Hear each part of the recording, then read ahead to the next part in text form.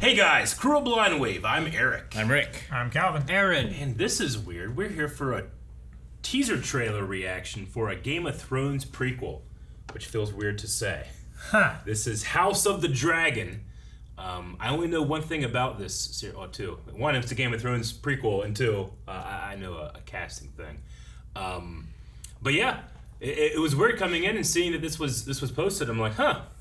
I don't think I'm super excited, but I'm optimistic, I guess. Sure. Yeah. I know a lot of people whose excitement died down towards the end of Game of Thrones with kind of the wrap-ups and stuff that they had. Yeah. So it's weird. It was one of those pop culture phenomenon things, and it just kind of disappeared. Fizzled out. You know, Yeah. you still hear about Harry Potter, Lord of the Rings, Yeah. and whatever, but I don't hear about Game of Thrones quite as much as I used to. No, I don't. I think that there's a hunger for that world. I think it is there, but a lot of people are kind of apprehensive about it now because a lot of people, not all people, some people actually really enjoyed it. I was kind of lukewarm, and then as I kind of sat on it, got a little bit less Warm. enjoyment out of the ending. But There also hasn't been a book for a long time, right? no, there hasn't been a book, but this is based off the Fire and Blood. I think it's called Fire and Blood. So this is what this is based on is completed already.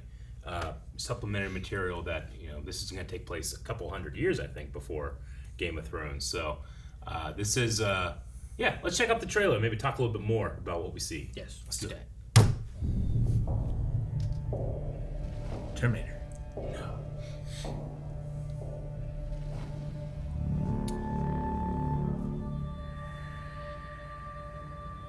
Looks like Targaryens to me. 200 years before. Eric, you were so damn wrong. Said a couple. I heard 100. Yeah, the king. Kings.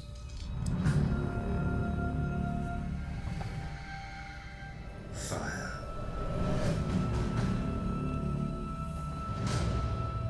Hey! Oh my gosh. Ooh!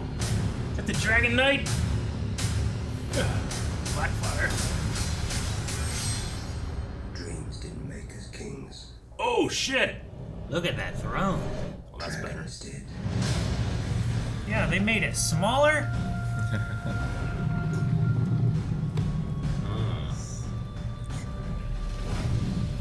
2022. Okay. Shit, man. HBO Max, though. HBO Max, yeah. Was that Matt Smith? Yes. That was Matt Smith. That's the only thing I knew I about. was like, damn, man. Is that Matt Smith is going to be That playing hair threw me off. He's but gonna I'm be like, a that was like Targaryen, Matt yeah. Smith, but with some weird hair. Matt Smith as a Witcher. Yeah, kind of. Yeah. I saw the guy sitting in the throne, Yeah. and it looked like Tim Curry. From here down, it looked like Tim Curry. Yeah. I was like, oh my gosh, is it Tim Curry playing Targaryen? I don't king? think Tim's going to be playing a lot of live action stuff these days after his stroke, but probably we wish not. him well. Yeah. But yeah, Matt Smith is the only one I know about. And the time period, I read Fire and Blood, which is cool, but yeah, look, they had that one Targaryen knight. I don't know if we can find it there, but I think that was Blackfire. I love the red plumage on his helmet. It was just so it's almost hokey, but I'm here for it. Yeah, but that armor looks like I want to go to a convention after this and see cosplayers walk around with that shit. But yeah, I mean, teaser, we don't get a lot. Yeah, there's not too much there or anything. I mean, the throne obviously looks different. Definitely looks like Targaryens. You know? I mean, just looking at their hair and everything, you know? Yeah, I mean, the throne has always been dumbed down. Smaller in scale than what is in the book. In the book, it's 15 feet high, and it's literally made of 1,000 swords. Where Littlefinger has that thing. It's like count once. It's like 200. This one is a lot more. Yeah. So Sure. Wider though. wider. Yeah, it's kind of Much, yeah. spread out. It's a cool visceral look to it. Now, do you think that this will be more prequel to Game of Thrones, or do you think this will be more prequel to A Song of Ice and Fire? Because we had Doctor Sleep that came out recently, which is a sequel to Stephen King's The Shining, but it's not a Kubrick's, sequel to The Shining the movie, but it's a sequel to The Shining the book. I get what you mean. Despite us, what we talked about, man, that huge. It defined a decade. The Game of Thrones, Sure. It was so big, and then it kind of fell off. And people might say, well, yeah, that fall off is the thing to think about. I think HBO is thinking about, no, we need to capitalize on this that you love, but everything you loved about it, not the end. You know, so it's definitely gonna beat Game of Thrones, the television show. Without going into spoilers, just in case, but do you think that this could possibly set ground for making the ending of Game of Thrones more bearable for people? Because I know some people that didn't like it for the ways that things went, but do you think that this could kind of like, well, this changes up, and if you take this into account, you know what I mean? I will say that I can only answer for myself. I'm not gonna answer for anybody else, but I liked the things that happened, like the events as they were happening. Sure. I hated the speed and the pace, the character assassination that happened because of that pace. I feel like those things I think were absolutely going to happen in the original story. I agree. The way they happened was way too quick and shrinking it to 6 episodes. They should have left them all at 10 and let things breathe a bit more. And I think it would have worked out really well. It felt like it was rushed a bit more. No, I think, but no, I agree. I think that the events that did occur. Like, it's not like, oh my god, I can't believe these things are happening. I was like, well, I can see these are happening. It's just, some of it's quick turnarounds and stuff, you know? It didn't have the breathing, and it didn't have the buildup of like, well, yep, it's coming. It's just like, bam. What it did have was it had amazing music, amazing production design. The acting I thought was good. The set pieces I thought were great. Yeah, it was everything except the writing. And from what I know is this has everyone back. Except the cast, of course, and amazing D&D. Had amazing battles, Rick. Amazing. What did? Logical fights. We're talking about Game of Thrones. Sorry. I mean, I'll 100% admit that some of the logistics of war for those original things weren't good. But I mean, production design this changed television. I feel like in terms of how much money you're going to throw at something. You know? Sure. We've had shows over the years that have changed. I think TV Lost, I think, was one of them. You know what I mean? Like, there's been different times where it's like, oh, well, this one here kind of really changed what TV is. And I do think that Game of Thrones was one of those. I don't think that they'll necessarily recapture that in terms of, like right here, we have a teaser trailer, but there is no sense of... Game of Thrones was great because of its sense of scale and geography, and I don't know I recognize the throne. Is this one book? Yes, and the book is more, it's like smaller story. It's not like, of course, like Game of Thrones, but it's one of those things people are like, we like this, thank you, but focus on the main story, you know? But there's some really great stuff in here. Blackfire Night is what I noticed, really nothing else, so. Do we know if this is going to be a one and done? Like, will there be seasons of this, do we know? Or is it just...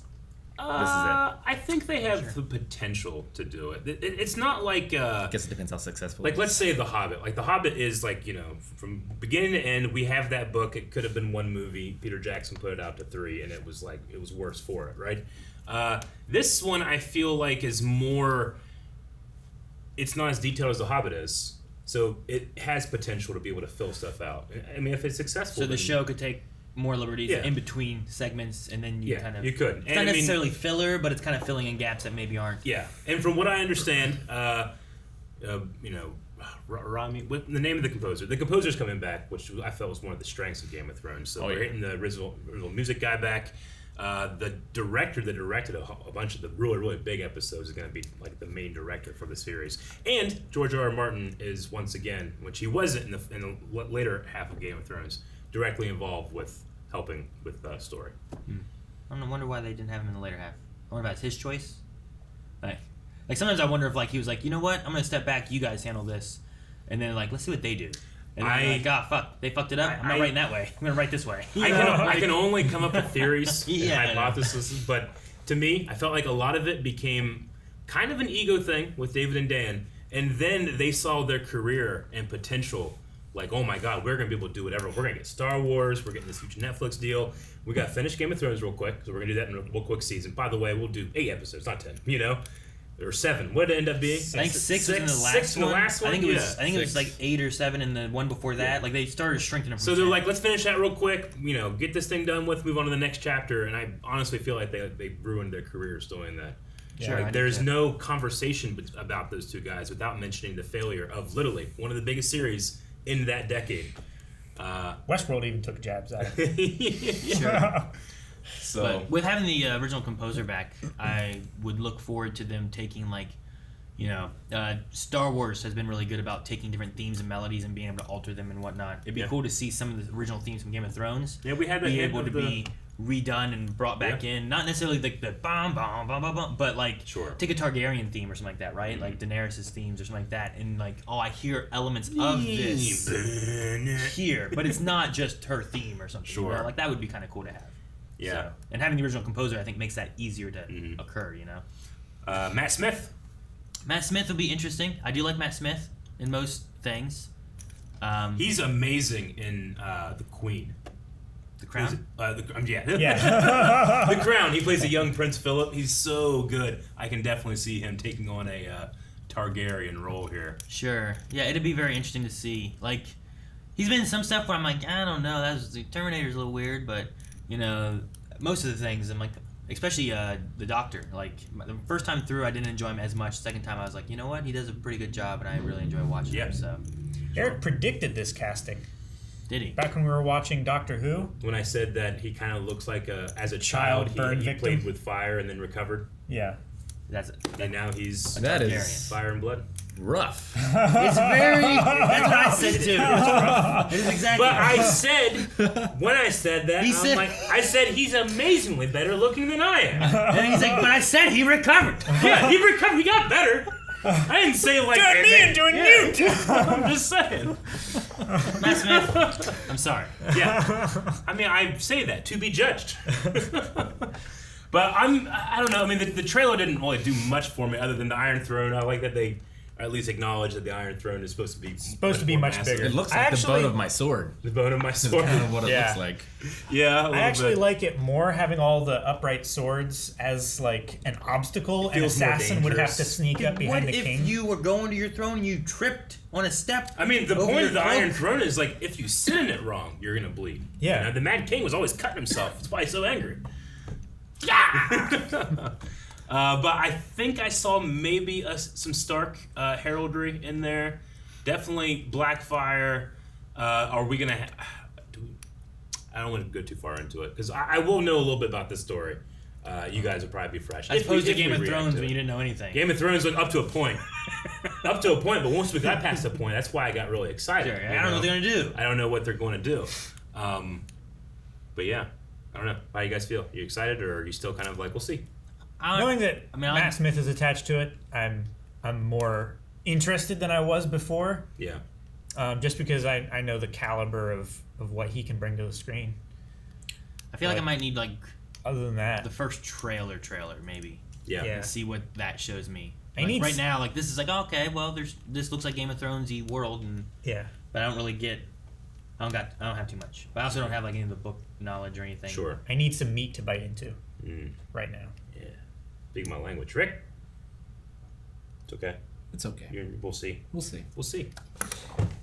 And you guys can see, if we ever do react to this, make sure you subscribe to Blind Wave, because not only will we react to something like House of the Dragon, a Game of Thrones story, I don't know if that's what I'm going to call it, but we also have other major reactions coming out every week, including upcoming The Book of Boba Fett. You don't want to miss that one. There's a part of me that's very happy that Star Wars has replaced Game of Thrones as like the best reactions of the year. A Star Wars story.